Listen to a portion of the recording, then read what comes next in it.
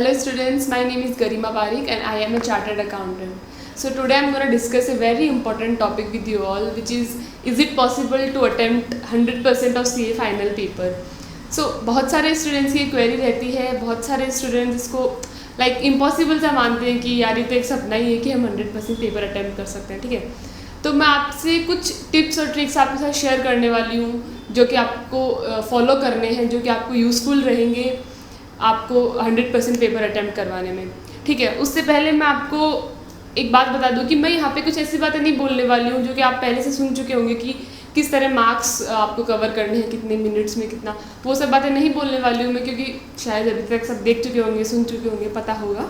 तो मैं रदर कुछ अलग टिप्स आपको बताना चाहती हूँ, कुछ मिस्टेक्स जो आपको नहीं करनी चाहिए, कैसे आपको पेपर को हैंडल करना चाहिए, वो सारी ट्रिक्स मैं आपको यहाँ पे बताने वाली हूँ, ठीक है। अब सबसे पहले तो ये क्वेश्चन का मैं आंसर दे देती हूँ कि is it possible to attempt the question paper fully. So yes, is it possible, क्योंकि मैंने खुद अपना अटेम्प्ट दिया है नवंबर 2019 और 8 पेपर मैंने दिए हैं। मेरा फर्स्ट अटेम्प्ट था। 8 पेपर में मैंने ऑलमोस्ट 100% अटेम्प्टिंग करी है। सब पेपर में 1 या 2 पेपर थे जिनमें मेरी 2-4 मार्क्स से कम रही थी अटेम्प्टिंग। सो मैं आपसे वही ट्रिक्स जो मैंने यूज़ करी है, जो कि बहुत यूज़फुल है, तो मैं आपको बताने वाली हूँ, ठीक है। अब मैं आपके साथ आगे वो टिप्स बताने से पहले एक इम्पॉर्टेंट बात बताना चाहती हूँ कि मॉक टेस्ट पेपर देना इज़ वेरी इंपॉर्टेंट। आप अभी भी अगर आपने नहीं दिए हैं, अभी भी टाइम है, आप मॉक टेस्ट पेपर ज़रूर से एक बार दीजिएगा। CA टेस्ट सीरीज जो ऑर्गेनाइज कराती है, ICAI जो रिलीज़ करती है, आप ज़रूर से देना, क्योंकि इससे स्पीड का पता चलता है और आप अपने आप को आप अपने आप का एनालिसिस कर पाएंगे कि हाँ मैं कहाँ पे स्टैंड करता हूँ या करती हूँ, कि कितना मेरा स्पीड है राइटिंग का, ठीक है। तो मॉक टेस्ट पेपर देना तो इम्पॉर्टेंट है। अब मैं आपको ट्रिक्स पे चलूँ उससे पहले एक एडवाइस देना चाहती हूँ सब स्टूडेंट्स को, जो कि मैंने देखा है बच्चे ये गलतियाँ करते हैं। प्लीज़ कभी भी एग्जामिनेशन हॉल में लेट मत पहुँचना, क्योंकि 1:45 का आपका टाइम होता है पहुँचने का। आप 1:40 पे ही पहुँच जाओ अपनी सीट, वहाँ पे आप ले लो, बैठ जाओ वहाँ पे 1:40 पे। 5 मिनट पहले ही आपको पहुँच जाना चाहिए। बहुत इंपॉर्टेंट बात है। कुछ बच्चे गलतियाँ करते हैं, पढ़ते रहते हैं लास्ट टाइम पे और ये सब गलतियाँ करते हैं। कभी भी एग्जामिनेशन हॉल लेट नहीं पहुँचना है। The very very very very important advice it was, okay.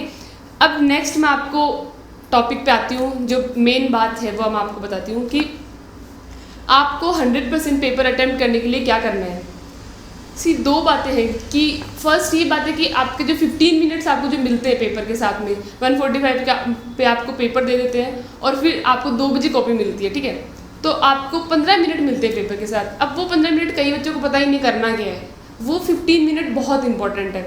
आपको 2 चीज़ें करनी है उस 15 मिनट में। फर्स्ट, आपको जो क्वेश्चंस मिले हैं, फर्स्ट क्वेश्चन कंपलसरी होता है 7 पेपर में, तो वो आपको फर्स्ट क्वेश्चन को छोड़ के बाकी की जो आपकी क्वेश्चन है उसमें से आपको एक क्वेश्चन ड्रॉप आउट करना होता है, बाकी आपको अटेम्प्ट करने होते हैं। टोटल आपको 5 क्वेश्चन अटेम्प्ट करने होते हैं, ठीक है। तो आपको डिसाइड करना है कि आपको कौन सा क्वेश्चन छोड़ना है उनमें से। सबसे पहला स्टेप आपका यही होगा, आपको डिसाइड करना है कि कौन सा क्वेश्चन मुझे छोड़ना है। ये किस बेस पे डिसाइड होता है भाई, आप किसी टॉपिक में वीक हैं, आपको पता है ये क्वेश्चन थोड़ा, या फिर क्वेश्चन का लेंथ देख के पता चल जाता है कि क्वेश्चन करने लायक नहीं है, ठीक है। तो ऐसा जो भी क्वेश्चन है जो आपको लगता है मुझे छोड़ देना चाहिए ये क्वेश्चन, वो डिसाइड कर ले सबसे पहले। उसको पेपर में छोटा क्रॉस कट कर दें। एक बार डिसाइड कर लिया, इसको नहीं देखेंगे अपन, ठीक है।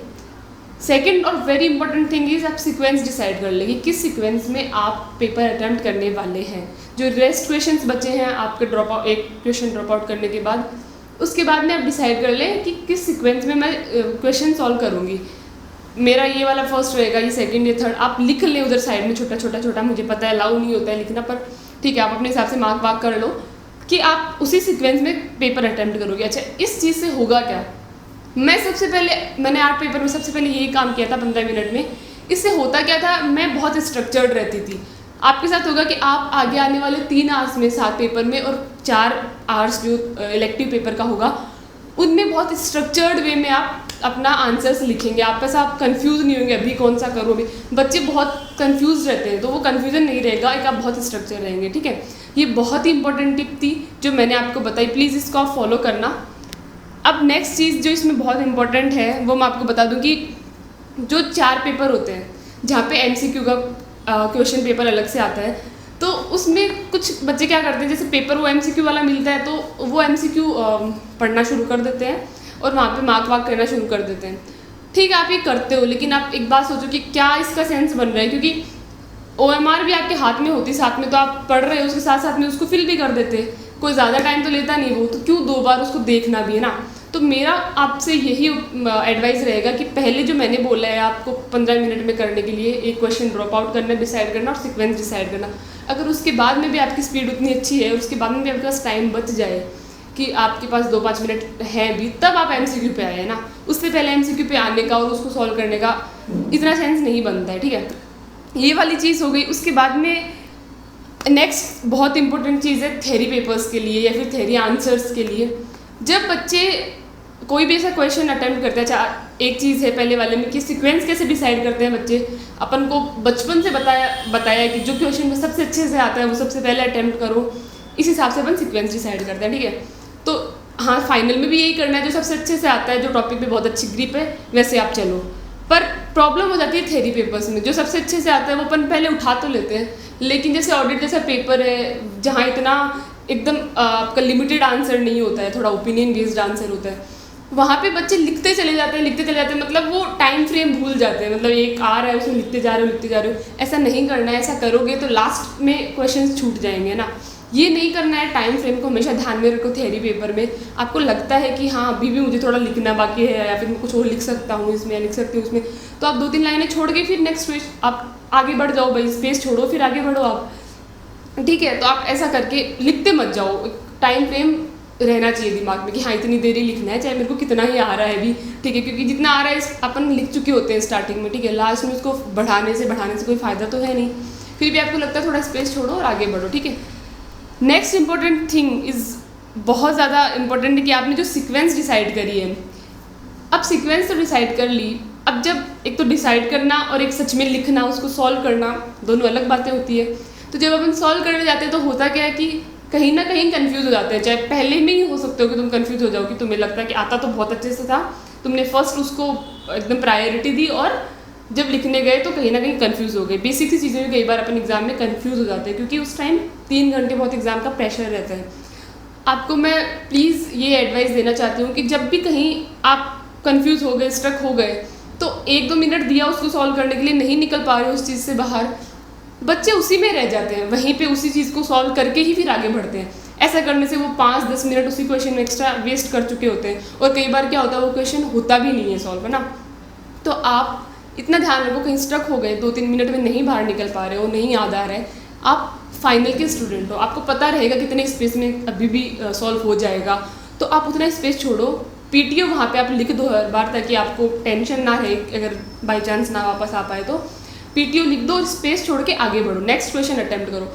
ऐसा करोगे तो एक कॉन्फिडेंस डाउन नहीं होगा आगे वाले क्वेश्चंस में। आप पहले वो करते रहो क्वेश्चंस, जहाँ आपको लगे कि हाँ भी मुझे वो वाला क्वेश्चन कंप्लीट करना है, फिर मुझे एक कई बार जब दिमाग चलने लग जाता है, दौड़ने लग जाता है पेपर जैसे जैसे अपन आगे बढ़ते हैं, तो अपन बहुत बेसिक सी गलती कर रहे होते हैं, वो बाद में पता चल जाती है और अपन को क्लिक हो जाती है, ठीक है।